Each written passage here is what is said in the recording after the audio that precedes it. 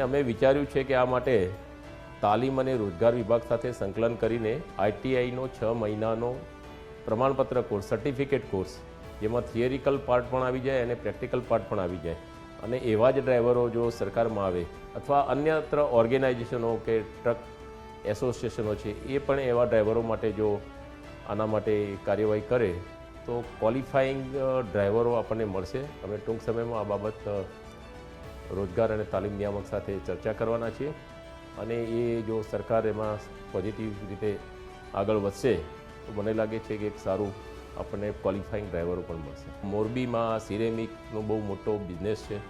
ત્યાં દૈનિક ધોરણે 35,000 થી 40,000 જેટલી ટ્રકો ત્યાં આવે છે. ત્યારે એ ટ્રક ડ્રાઈવરોનો સંપર્ક કરીને એમને પણ એક તાલીમના પ્લેટફોર્મ હેઠળ લાવીને એમની કેપેસિટી બિલ્ડિંગ વધે એવા પ્રયાસો મેં વિચાર્યા છે. એ રીતે પણ ગુજરાતમાં જે રીતે અમદાવાદમાં વટવા ઇન્ડસ્ટ્રીયલ એસોસિએશન છે, વાપી ઇન્ડસ્ટ્રીયલ એસોસિએશન છે, અંકલેશ્વર ઇન્ડસ્ટ્રીયલ એસોસિએશન છે, જ્યાં પણ વધારે પ્રમાણમાં વાહનો, ભારે વાહનો, ટ્રકોની અવરજવર થાય છે, ત્યાંના સ્થાનિક એસોસિએશન સાથે અમે સંકલન કરીને એમની પણ ડ્રાઇવિંગની ક્ષમતામાં સુધારો થાય એ માટેના પ્રયાસો અમે ચોક્કસ કરવાના છે.